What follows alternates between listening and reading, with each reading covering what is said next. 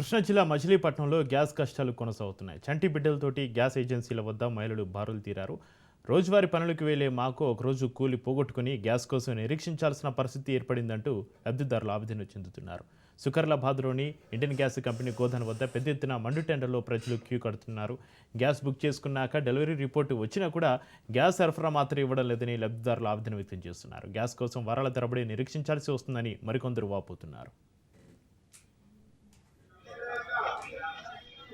బయటకు వచ్చి తీసుకోండి ఏమైనా ఉంటే అది కావట్లేదు. బుకింగ్ సర్వర్ ఇష్యూ ఓకే అయిపోయిందా? సిలిండర్ ఇచ్చారా?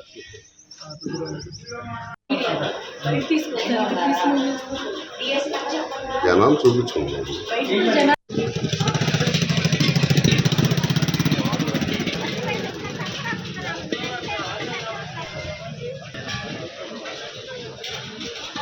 నిన్న మొన్న వచ్చామండి, లేదన్నారు, ఇవాళ రమ్మన్నారు.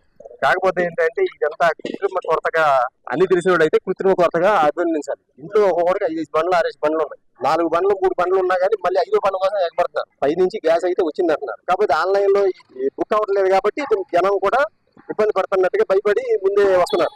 ఆన్లైన్ లో కూడా బుక్ అవుతూ ఉంటే ఇదేం ఉండదని. సో గవర్నమెంట్ వాళ్ళు ఇది అబ్జర్వ్ చేసి దీన్ని సానుకూలంగా చేయాలని చెప్పి మా అందరం కోరుకుంటున్నాం. ఆల్రెడీ బుక్ చేసి బండ రోజు వస్తున్న బండి అక్కడ దూరం చేసుకుని గేట్ తాళ ఏంటంటే బండి సాగలేదు అన్నారు.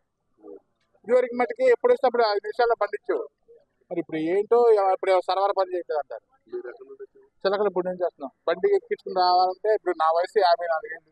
అది మోసుకు వెళ్ళాలని 3 సార్లు వచ్చారు. ఈయనేమో టిఫిన్ కూడా కలిసి ఇప్పుడు టిఫిన్ చేస్తాను. మధ్యాహ్నం భోజనం కూడా ఇక్కడ పెడతారు ఏంటో మాకేం అర్థం కాదు. నేను 7ంటికి వచ్చాను.